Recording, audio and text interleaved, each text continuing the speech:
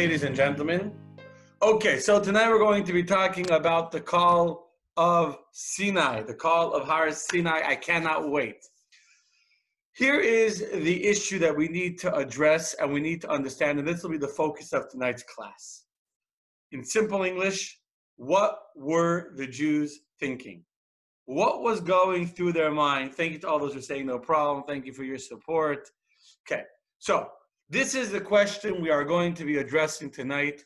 What were the Jews thinking when they decided to tell God that we will accept the Torah? I am sure that many of you are familiar with the basic story of the giving of the Torah. Very, very briefly, in case there's some of you watching who are not familiar, and even if you are familiar, it's good to have an appreciation of the context. The Jewish people left Egypt, as we know that. They're in the desert. The man begins to fall down from the heavens. The well of Miriam. They have the water in the Be'er, Shal Miriam, in the well of Miriam. They have the war with Amalek, where Amalek comes to attack them. All of these stories happen before the Jewish people arrive at Har Sinai, at Mount Sinai, on the first day of Rosh Chodesh Sivan, which actually is my birthday. God willing, this year it is on Sunday. They camp on the first day of the month of Sivan. On the second day of the month of Sivan, Moshe goes up the mountain, and God says to Moshe that I want to give the Jewish people the Torah. Moshe comes down the mountain. He tells the Jews, guys, I have great news for you. God himself wants to give us the Torah. What do you say? Do you accept? And of course, the Jewish people say, absolutely. The next morning, Moshe goes back up the mountain and he says to God, guess what, God? The Jewish people are willing and ready and excited. And they said, yes, they will accept the Torah. And God says, okay, go and tell the Jews that I will appear on the mountaintop to you, to Moshe, and there I will tell you the commandments, and you will in turn give them over to the Jewish people. When Moshe comes down the mountain that third day and tells the Jewish people that God is ready to give you the Torah via me as God's messenger, the Jewish people say, thank you, but no thank you. We want to hear it directly from God himself. We don't want any intermediaries. We don't want Moshe being in the middle. We want God to come directly and tell it to us himself. Okay? So Moshe goes back up the next morning. Now it's on the fourth morning. And Moshe tells God that the Jewish people do not want you to give the Torah to me and give it to them. They want to hear it from you directly. God says that is a good request. God is actually happy that the Jewish people want that. And so God says to Moshe, deal, go and tell the Jewish people to prepare themselves today and tomorrow, meaning the fourth day and the fifth day of, someone's texting to get into the class, to get into the, to prepare themselves to go to the mikvah, to bring their sacrifices, in order that on the next day, meaning on the sixth day of the month of Sivan, I will come and give them the Torah. The only time my phone open because I'm watching the Facebook feed as well. Okay. So that's what happens. So Moshe goes down the mountain on the fourth day. He tells the Jewish people that today and tomorrow to prepare yourselves. For 3 days they couldn't be together with their spouses. They went to the mikvah, etc. And finally, on the sixth day of Sivan, it is the day that we all know when God appears on Mount Sinai with the lightning you see behind me in this virtual background, the thunder, and God gives the Torah to the Jewish people. Now, on the fifth day, as a preparation for that, the Jewish people bring sacrifices. And the Torah actually says, that the Jewish people made the sacrifices. This is part of the conversion process of the Jewish people, where they all bring their offerings to God. They sprinkle the blood upon themselves as a covenant between them and God. And it is at that point that the Jewish people say the famous words, Na'asa v'nishma. We will do and we will accept. We will understand. Na'asa, we will do, v'nishma, we will listen. Meaning, Earlier, the Jewish people said to God, yes, we're willing to take the Torah. But it was specifically on the 5th day of Sivan, the Jewish people say the famous words, the words that are enshrined into the Jewish psyche, to the Jewish story. And not only do we accept to do the Torah that God tells us, but actually we said, Na'aseh v'nishma. Not only do we accept, not only are we willing to do it, we will do it even before we understand. Now, there's a question that's being asked over here, and it's a very good question that will be answered in tonight's class, which is, why is it a good thing that they wanted God himself to tell them the Torah? Why do they not trust Moshe to give them the Torah? By the end of tonight's class, that question will be, God willing, very clearly answered. Now, I am sure that many of you are familiar with a very famous medrash. The medrash says that when God wanted to give the Torah, he did not come to the Jewish people first. First, God went to many other nations. And the medrash actually says he went to the descendants of Esau. You all know who Esau is, right? Esau is the brother of Jacob, of Yaakov. And they're the founder of Edom, of the Romans. He says to them, will you accept the Torah? So they ask God, like any smart businessman, say, tell us, what's in the Torah? Give us some clues. So God tells the Edomites, it is written in it, do not murder. And they say to God, master of the universe, the very identity of our forefather Esau is to be a murderer. We cannot accept the Torah. So then God goes to the descendants of Amnon and Moab. These are the daughters of Lot that had incest in order to give birth to children with their father. And they say, and God says to the people of Amnon, will you accept the Torah? And they say, tell us, what is written in the Torah? And God replies to them, do not commit adultery. Obviously, when they hear God saying, do not commit adultery, say, that's not for us. We can't do that. The very identity of our people comes from sexual immorality. We can't accept that kind of Torah. So then God goes to the descendants of Yishmael, the other son of Abraham. And he says to them, will you accept the Torah? And they ask the same question. What's written in the Torah? And God says to them, it is written in the Torah, you shall not steal. They say, sounds like a great idea. The Torah might be beautiful, but stealing is a very part of our nature and our identity. Our father Yishmael was a thief. We cannot accept the Torah. And so it is, he went to nation. And of course, as the joke goes, he came to the Americans. He says to the Americans, you want the Torah?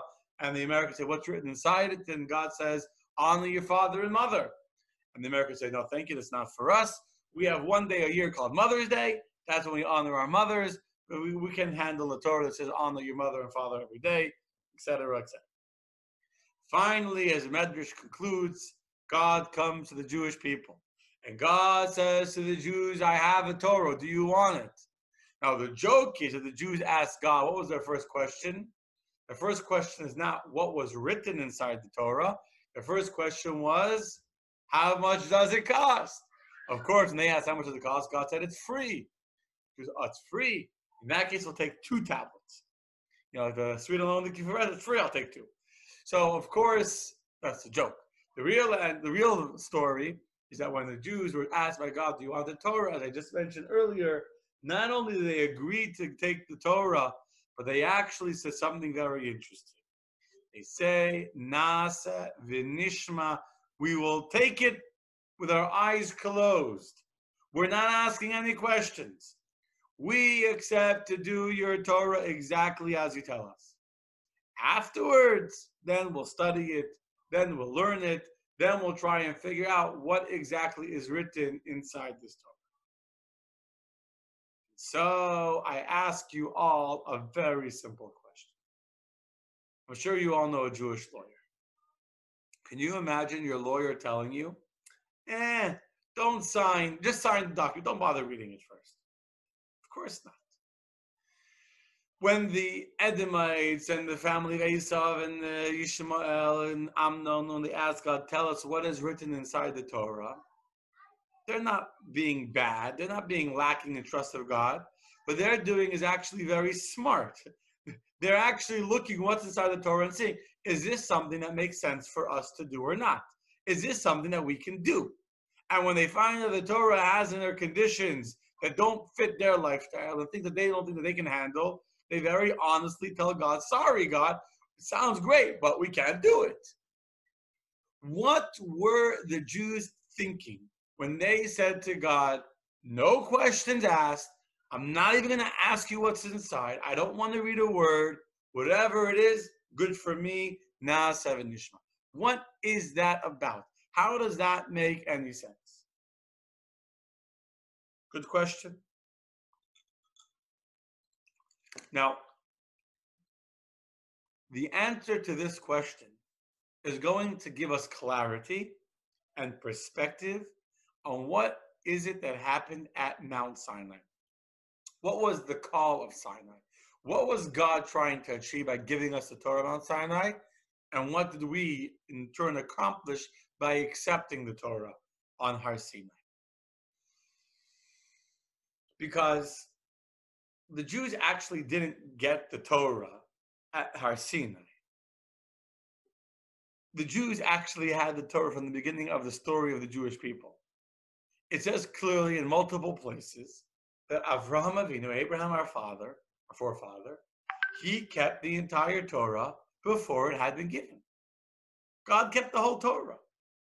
God was familiar with the Torah. Avram was familiar with the Torah, and Avram kept the entire Torah, even though it had not yet been given. Let me just close that. Making noise. Even though it had not been given. So, if the Jews already had the whole Torah before God formally gave it to us, Avraham made matzah to celebrate Pesach. How did he make matzah? How did he know about Pesach? It's another discussion. He did it in the spiritual format, not on the, but he had the Torah. Let's not get distracted. And there's many different discussions about many different mitzvot that the forefathers did before they went to Egypt. Before they went to Egypt. Many discussions. Again, I'm not getting distracted. So the Jews had the Torah. In addition, we find, and I should have really had the text ready because it would be good to show you, that the Jewish people actually received a number of commandments before Mount Sinai. At Marah, which was where the water was bitter and turned sweet, before the well of Miriam, 7 days after they left Egypt, God already gave several commandments, including Shabbat, to the Jewish people. So the mitzvah of, let's say, for example, keeping Shabbat was not introduced to the Jews at Mount Sinai. The Torah explicitly tells us how God commanded this mitzvah to the Jews earlier. In addition, the whole first book and a half of the Torah, the whole Chumash Bereshis, the Jews had all of that already written down before the giving of the Torah. On the 5th day of Sivan, the Torah describes how Moshe wrote down all of the Torah up until that point for the Jews to have. So when we talk about the giving of the Torah, in Hebrew called Matan Torah, the giving of the Torah, what's that about? We already had that before. We already had the Torah. And therefore, we need to understand what was God giving us at Har Sinai. And when we understand what God was giving us at Har Sinai, then we'll be able to understand what were we receiving, what were we accomplishing, what were we taking upon ourselves when we said Na'aseh v'nishma. God will do whatever it is you tell us, and then we'll understand. Okay, you ready? That's the question. I'm going to give you the explanation, beginning with a joke, because jokes are always good. It's hard to say a joke without an audience to give you feedback, but it's okay. We'll do it anyway. We're living today in a very automated time, and they say the story Shalom to everyone that's watching tonight, both on Facebook and on lifelongjewishlearning.com. Good evening. So the story of when the first completely fully automated airplane is ready for its inaugural flight. It is completely automated. There is no pilot on board. Everyone's very excited, and the big big machers, the CEOs, and the big investment firm, brokerage firms, etc., are all given a special invitation to be on the inaugural first flight of this completely, absolutely automated airplane. All these big machers get on the plane. Of course, it's a beautiful airplane, and they're all sitting there, all excited. The captain comes on the intercom and says, "Ladies and gentlemen, please get yourself comfortable on this first fully automated airplane. This airplane is 100% controlled by artificial intelligence, and due to our amazing technologies, there is nothing that can go wrong. There is nothing that can go wrong. There is nothing that can go wrong. There is nothing that can go wrong. And those of you who watch it with technology and watching on Zoom, you know that with technology, things could go wrong. However, the point of the joke is that the captain on the plane never introduces himself and says, "Hi, I am your captain speaking. I am Joe Schmo, whatever." Always he begins, "This is your captain speaking." In general, there's something very interesting about the opening words of the Ten Commandments. The very opening words of the Ten Commandments is Anochi Hashem Elokech. What does that mean? Anochi means I am the Lord your God who took you out of Egypt from the house of bondage, etc., etc. I took you to be my nation. It's very interesting that the Ten Commandments don't begin with the word, "This is your captain speaking," or "You were taken out of Egypt. Let me tell you what you need to do." It begins with an introduction of the word I. And which is, you don't normally start off a speech, "I am Rabbi Denberg. I am Chaim." Say, "My name is, I come from." The word I is not a title or a description or a name. The word I conveys the very essence, the very inner core of a person. When you say I, you mean my very being, my very me. When I say my name is, I'm just describing a name that I have, a description that I have. When God is speaking to the Jewish people at Har Sinai, God tells us, "Today I am not going to give you a description of me. I am not going to reveal myself through one of my names or one of my divine sfirot, one of my divine attributes. I'm not going to reveal myself through a prophet or through an intermediary. You asked for it. You requested it. You didn't want me to speak to anybody else. You wanted me alone. And therefore, today I am going to speak to you with I. I am going to give you myself." Now, this is very unique because generally speaking, when we interact with others, very rarely do we interact from the very essence of our being. We normally interact from an external dimension of ourselves. And it depends who we're interacting with, that's how we express ourselves. So if we're doing a business deal, we will interact with our business mind, with our negotiation skills, with our sales skills, our smooth talk, whatever it is we're doing to try and close the deal, or if we're a doctor, we'll interact with our medical skills. If we're a lawyer, with our legal skills. If we're interacting with a friend or someone we care deeply about, we'll engage with them on an emotional level. If we're interacting with someone in Publix, or someone, someone delivered food to your door, and you go and say thank you and you give them a tip, you're engaging with them on a certain external, superficial level. If it's your kids that were outside, that's why I was so sweaty. I was outside, my kids, they were biking, and I was watching them. And if you're engaging with your kids, you engage with them on a different level. So whenever we interact with different people, they call us by the name by which they interact with us. So my kids call me Tati, and my friends call me Yankee, and my people in the synagogue call me Rabbi, and my wife has another name for me. It's not for today. We all have different names. But when God introduced himself to us at Mount Sinai, he did not introduce himself by a title or by a name.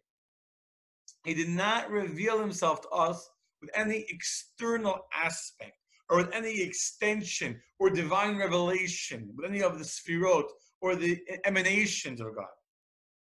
God showed us himself. God showed us himself. Now, he also showed us his grandeur and his glory and his beauty and the beautiful mountains and the lightning and all the I like to say the Hollywood and all the lights and the lights and sounds of Mount Sinai were all there. But he begins, the opening introduction is tonight, or today rather, I am going to share with you Anochi. I am going to share with you I, my very essence. This is the giving of the Torah. The giving of the Torah is the giving of God himself to us. In fact, the Hebrew word Anochi, the opening word of the Ten Commandments, I, is written not in Hebrew but in the Egyptian form. Those four Hebrew letters that spell the word Anochi, Aleph, Nun, Chaf, Yud, are actually the first four letters, the first letter of four words.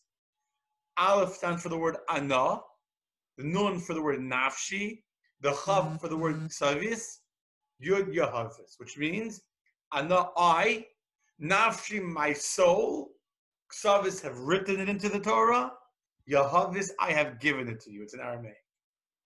When God says to the Jewish people, Anochi Hashem Elokecha, I am the Lord your God, you know what's happening at that moment? God is giving us Him very self.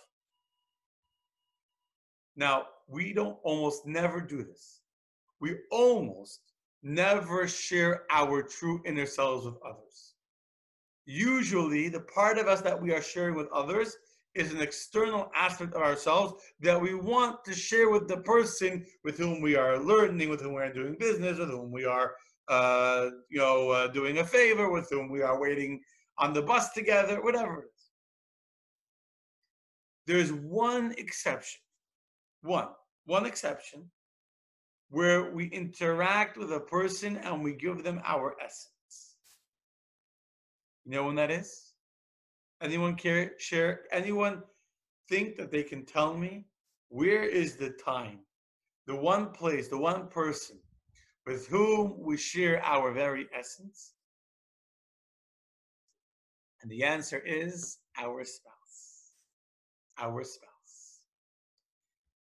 The day that you got married, the day that I got married, it was a very, very happy day. Now, let's analyze for a moment. Why indeed is it that a wedding is such a happy day? You know, I say a great joke, and my wife is now listening, so I can say all the jokes that I want, is that they say there was an English professor who was trying to teach the students what is the difference between the English word finished and the English word complete. So he says, no one knew until one of the students says, a single man before he gets married is incomplete. But once he's married, he's finished. You understand? Why would it be so great? Why do we celebrate with so much excitement, so much happiness, so much joy, the celebration of a man and a woman becoming married? What's so exciting? Their lives were good before, so to say. You would think, we could make the argument that before they got married, life was good. They were free birds, able to enjoy life and do as they wished and then to go where they wanted and be where they wanted and enjoy where they wanted. No one was waiting for them. No one was nudging them. No one was asking them what they're doing. And now, seemingly, by getting married, they're throwing away their freedom. So why is that the cause of the greatest celebration? I understand it's good to live together. You can't raise children if you're not married, and you save money by living on one bank account. So it's a business deal. Why so much joy? And of course, what I'm saying sounds ludicrous. It sounds crazy. What is a rabbi smoking? Like, what is he thinking? That he thinks that marriage is bad? We all know marriage is the best thing in the world. Why is marriage so good? Because it's not that you're throwing away your freedom by getting married. No, the opposite is true. When you're getting married, you're establishing a connection with somebody. There are many kinds of relationships, business relationships, neighbors, associates, classmates. But the deepest kind of relationship, the only relationship that can truly reveal the essence of your identity, is that of a marriage. You have a friendship. That's beautiful. That's great. No, friendship is great, but it's limited. It only goes up to a certain extent, and that's the end of the friendship. It doesn't go any further than that. And if you push too much, like, boundaries, back up a little bit. You're getting too close. In the marriage, there's no backup. In the marriage, there's no I mean, you do need to have boundaries in a marriage. I shouldn't say you don't have marriage. A healthy marriage does need boundaries. But I'm saying in a very general sense right now, when a person gets married, what they're really saying is, I have nothing hidden from you. I have nothing separated from you. Me and you are totally one. That space that I was keeping private and didn't share with my deepest friends, that I didn't tell anybody, that space, that circle that was close to everyone, now it's open to you. Now that circle, that inner sanctum, that has now become enlarged. It's no longer just about me, it's about us together. That's why the intimacy of a marriage is so sacred. We're not going to discuss it tonight. God willing, on Thursday night, we'll be having a very interesting guest speaker talking about the film, the Netflix series, Unorthodox. I'm sure she'll be talking about this. Intimacy in the religious marriage is the deepest, most profound aspect of your life, because when you're intimate with someone, it's not just a pastime, not just like looking to blow steam and just get off some energy and have fun. Intimacy is the most deepest, powerful form of bonding. It's the most intimate connection.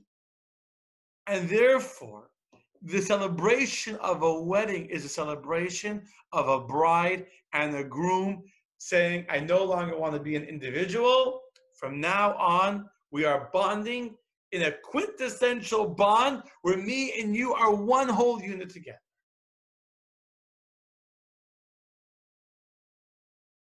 Let's go back to Mount Sinai.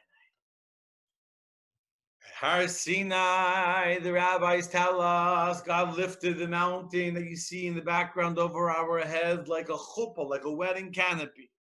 And our standing at Har Sinai was like a betrothal, like a wedding. And that's why we are considered, Shlomo HaMelech, King Solomon, says in regards to the day of the giving of the Torah, Yom Chupasai, this was the day of our wedding canopy. This is the day that God married the Jewish people. God is the groom. We, the Jewish nation, are the bride. And this is the day that God married the Jewish people. Just like a husband and wife get married. And when a husband and wife get married at the wedding, do you have a list of conditions? Do you tell the wife, well, tell me, what are your expectations of me? You want me to get up in the middle of the night with a baby? Oh, you want this, you want that? Too much. At a wedding, we say to each other, I am committed to you for life. In a non-Jewish ceremony, they say, I do. I do comes straight from Naaseh. Naaseh means I will do, God. I will do. Then you'll tell me what you want. But the point of a marriage is that it's not a contract. It's not a business deal where you say, this is what I'm committing to, and this is what I'm not committing to. This I'm willing to do, and this I'm not willing to do. No, that's not what a wedding is. That's not what a wedding is. A wedding is when me and my spouse say we are sharing our essence with each other, and therefore there'll be nothing hidden from between us. We will be one unit, one whole, and whatever, I will give you my most intimate, vulnerable side of me, I will share, hold nothing back. And therefore, whatever you need, no matter what will happen to you, you'll be sick, God forbid, you'll gain weight, you'll look different, you'll change, all that, it makes no difference. I will be there for you. That's the joke. They say a joke about a marriage that man and woman become one. The issues become when they start trying to decide which one. But it's actually a true thing. In a real marriage, we truly become one. Now you truly become one. For two things to become one is not when I retain my identity and you retain your identity, and now we're trying to decide which one is the one that we both became together. No. When I give you all of me, and you give me all of you, and we truly give each other everything we have, and we truly bond, we truly say, I am yours 100%. Naaseh. I will do whatever it is you need of me to have the best life you can have. I will do whatever I can to support you emotionally, financially, physically. If you're sick, if you're feeling sad, if you're feeling lonely, if you want my company, I will be there for you to the best of my ability. And you mean it and you do it. That is the bond of marriage. And this is exactly what happens at Har Sinai. When the Jewish people were standing before Mount Sinai and they said to God, we don't want Moshe to tell us the Torah. We don't want an agent. We want you. And God said, I will come myself. I will give you me. I will give you the Anochi of God. Then you know how the Jewish people respond? The Jewish people respond like a spouse getting married. I do. Naaseh. God, I am all yours. Whatever it is you want of me, I will do it. I will do it. And if God would tell us, it's not about what it is that he asks for. If God would tell us to go, and there's a famous saying in Chassidus, that if God would command us to go and chop wood, we would go and chop wood. Because it's not about the feeling of spiritual satisfaction that I get from thinking that I'm being holy and spiritual. It's about a relationship. Marriage is about a commitment to each other. It's a connection at the core of our identity, because I am giving my essence to my spouse. My spouse is giving her essence to me, and therefore we become one. Now, some people think that this kind of marriage can rob you of your freedom. It can rob you of your freedom. Just like there are some people who think that Judaism robs you of your freedom. There are many people who think that to be a religious Jew, whose life is dictated by all the specific rules of the Torah, lead a very, very limited life. They're unable to enjoy life. And it's actually the exact opposite is true. The exact opposite is true. I want to tell you a story. Rabbi Jacobson shares a story. Yossi Jacobson is a great speaker. He describes how he was once on an airplane to Australia. Well, on the way back, he's flying back from Australia. And, or to Australia, whatever it was. And he was sitting on the plane next to a young man. And suddenly got into a very, very interesting conversation. They spoke for a long time. They talked about religion, about marriage, about this. And anyway, they landed. And of course, as you know, the second that the plane lands, what happens? Immediately, everyone pulls out their phone to start calling their spouses and to tell them, I'm alive, I'm here. And so too, he pulled out his phone. And the first thing he does the second that lands is still taxiing to call his wife and to tell her that he just landed safely. So this man sees how like everyone around him is on their phones, calling their spouses, calling their parents, calling their kids. So he says to Rabbi Jacobson, you see, I'm a free man. Look at you. The second you land, you're tethered. You're on the leash. The second that you land, you immediately have to pick up the phone to call your wife. And if 10 minutes go by without you calling your wife, it's like, how come you didn't call me? He says to Rabbi Jacobson, I'm free. Look at me. I don't have to call anybody. And Rabbi Jacobson looks at this man with pity and he thinks to himself, true. When you land, you don't need to pick up the phone to report to anybody that you landed. But in return, there is nobody in the world who cares if you landed safely or not. How lonely that is. How sad. It's true that no one is waiting for you to call them. But it's true that no one is waiting for you to call them. There is no one in the world that's waiting for this young man to say that there was waiting and said, I'm waiting for this, my son, my husband, my friend to land. I'm worried about him. There's no one in the world that's worrying about you. This is the ultimate of a bond, where you're connected to someone, not because of what you will do for them, but just because you are connected to them. Yesterday, my wife wanted milk in her coffee. Now, my wife she needed a coffee. She was working on our Hebrew school graduation, which is tomorrow, being a tremendous amount of work that my wife is putting in to pulling off a truly beautiful virtual end of year celebration. Every year we do a beautiful end of year celebration, but this year I think it'll be the nicest of any year we've ever had. Parents are welcome to join us tomorrow at 6 p.m. If you want the code, text me. I'll give you the code to watch.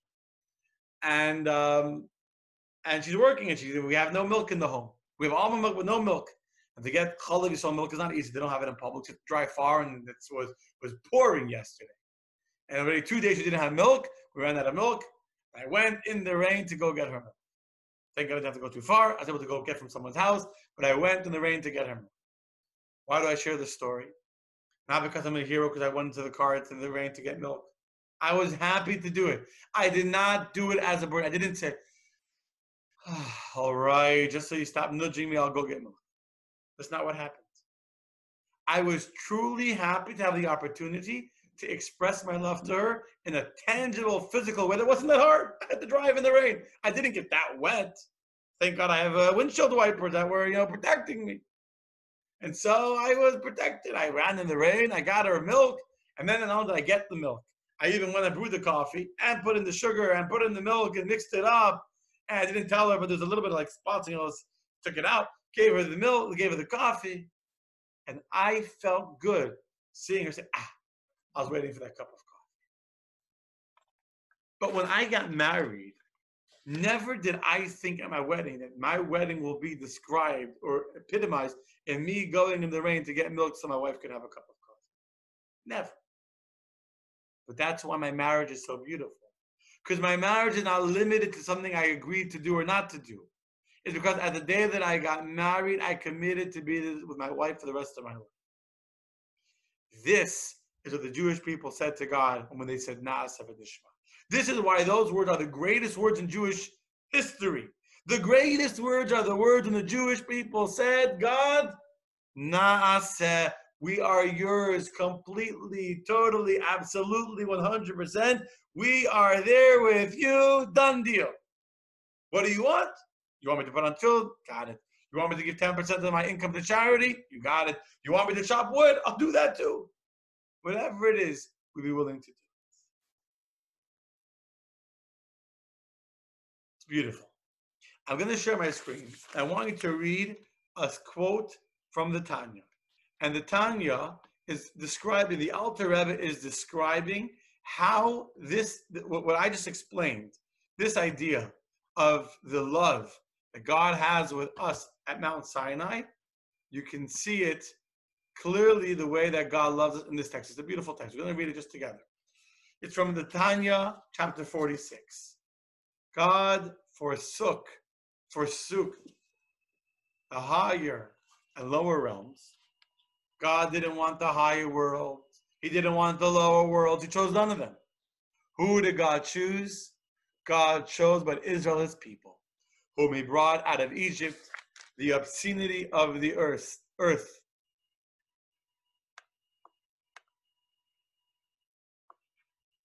He brought us from a place of spiritual filth and impurity, not through an angel, not through a messenger, but God himself in his glory came to Egypt. And there, as the verse states, God descended and saved from the hand of the Egyptians in order to bring the Jews close to God in true closeness and true unity with a genuine soul attachment. And here comes the beauty of what the Alter Rebbe is saying. Like a man who betrothed his wife, so that she would be united with him in a perfect bond, as the verse states, let me see more. As the verse states, and he shall cleave to his wife, and they shall be one flesh.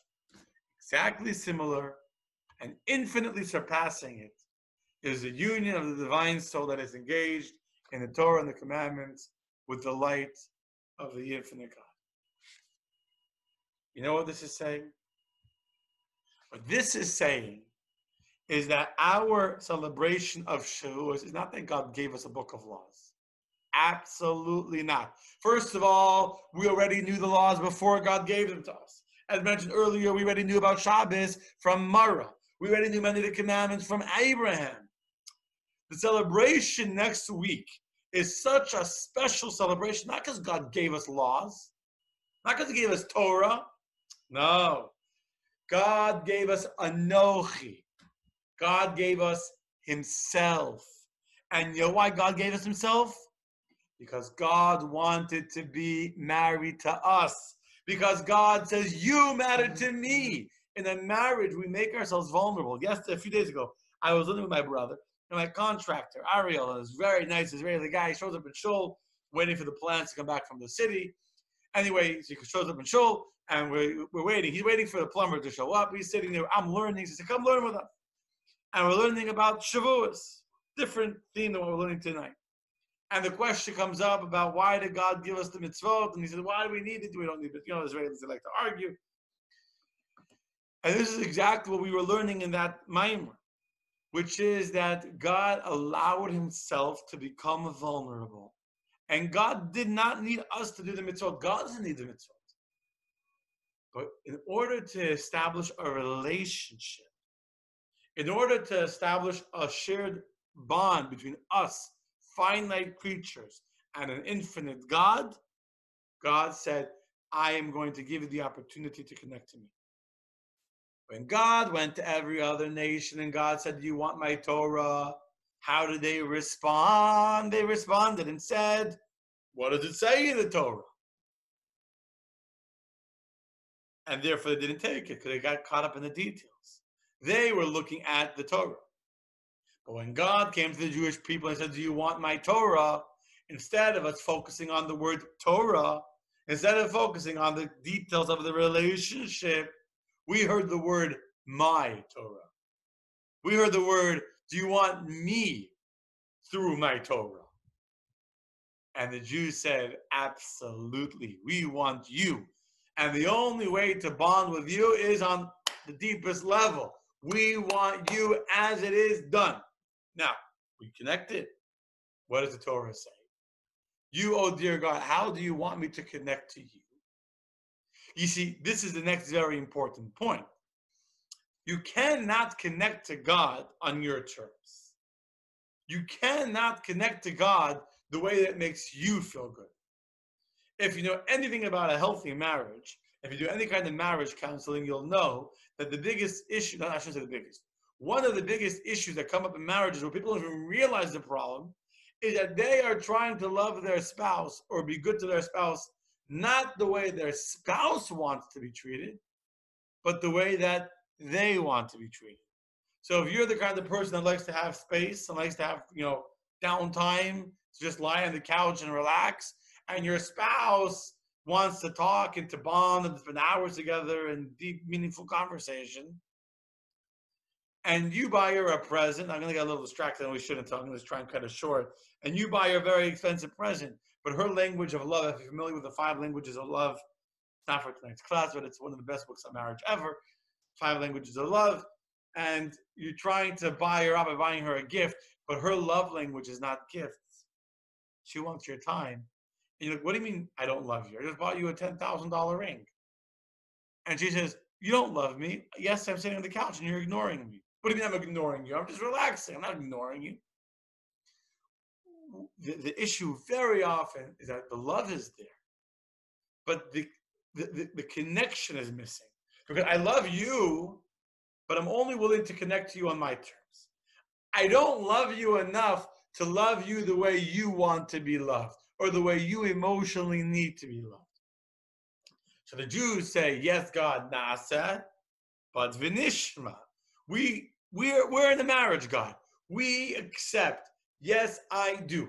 I am God's completely, whatever God tells me, I am willing to do it absolutely 100%. That's great. However, the way to maintain that relationship is through loving God the way that God wants to be loved. And the way that God wants to be loved is, he tells us how he wants to be loved. Open up the Torah. He gives us 613 different ways in which to love.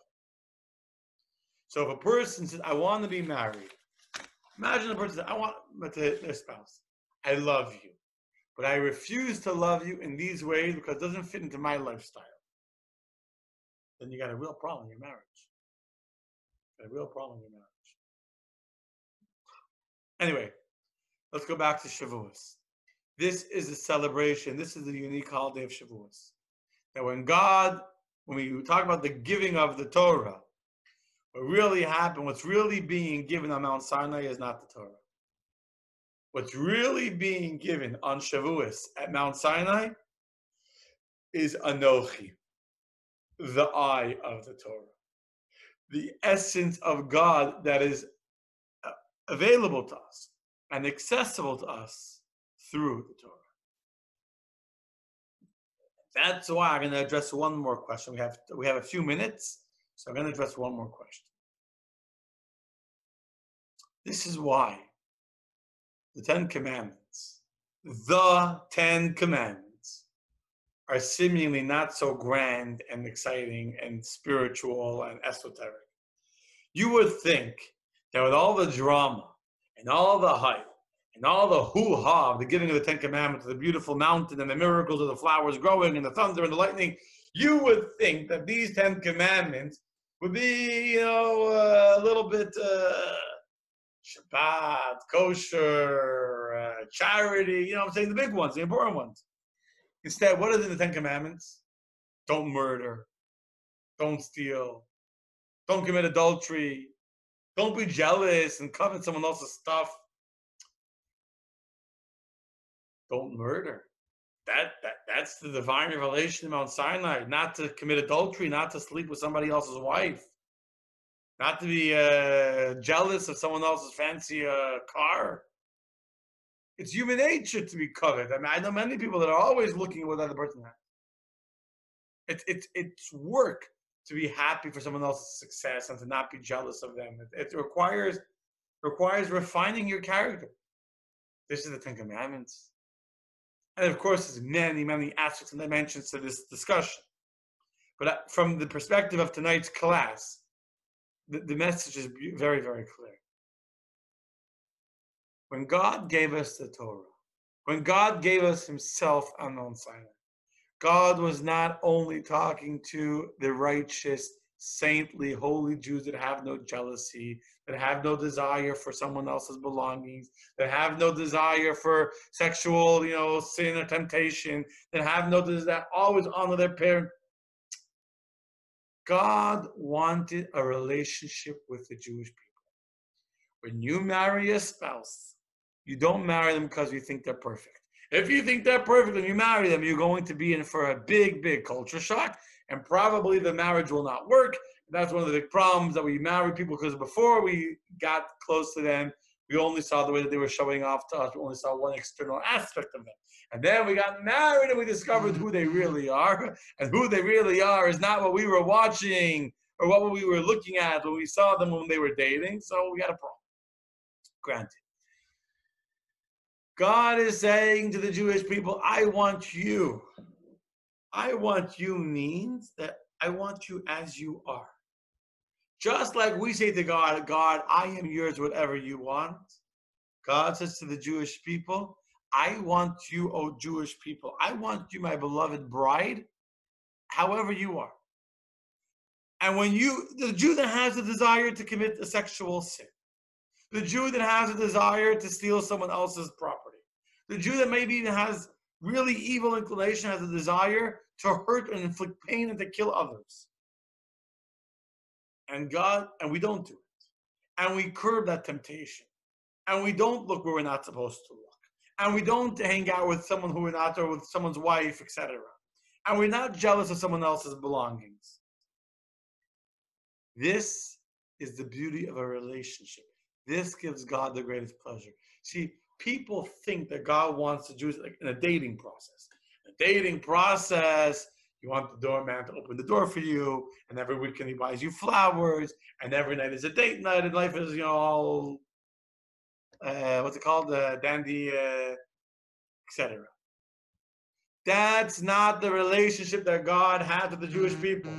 God is not an illusion or delusion, thinking that we're going to be like dating and opening the door for him. God says to the Jews, as you are. Yeah, the Jew that has the temptation to be a murderer. Can you imagine such an evil person? The Jew that has sexual desires. The Jew that has jealousy and has a desire for money. And the Jew that is not honest. Yeah, the thief, the scam artist, the dishonest, liar. You. I want to have a relationship with you. Just like in a marriage, a true loving marriage, where your spouse tells you, or you tell yourself, I love you as you are, even though you no longer look the way you looked, even though you don't behave the way you were when we were dating, even though you have your idiosyncrasies and your flaws and your like all human beings, and yet you overcome it for me. And even though you're not in the mood of talking, you still talk to me because you know I want to talk to you. And even though you want to commit the sin, but you don't do it because you know that it would break our relationship. That's really a beautiful marriage. This is a story of Har Sinai, where God is telling us, as you are, that's the marriage. Now, of course, that's only the first step. Sinai is also the second step. Sinai is also if we continue to work on curbing our sinful desires and our improper flaws, we eventually not just control them, we can actually eradicate them and become close to God in a much deeper way.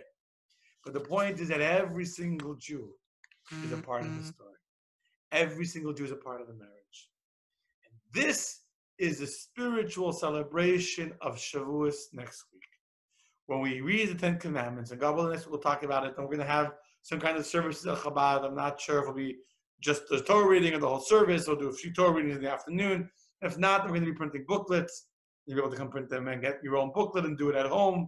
When you are at home or wherever it is, and you are celebrating the giving of the Torah, and you read the Ten Commandments, at that moment, you are celebrating your anniversary with God. You are celebrating the moment when God said, Anochi, I, my essence, am committed to you. And the Jews responded, Naaseh v'nishma, God, whatever it is. We don't ask questions. It doesn't make a difference because it's not about what we're committing to. It's about the lifelong relationship between me and you.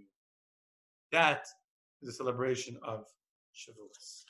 Okay, my friends, I hope that you gained a lot out of this very meaningful class.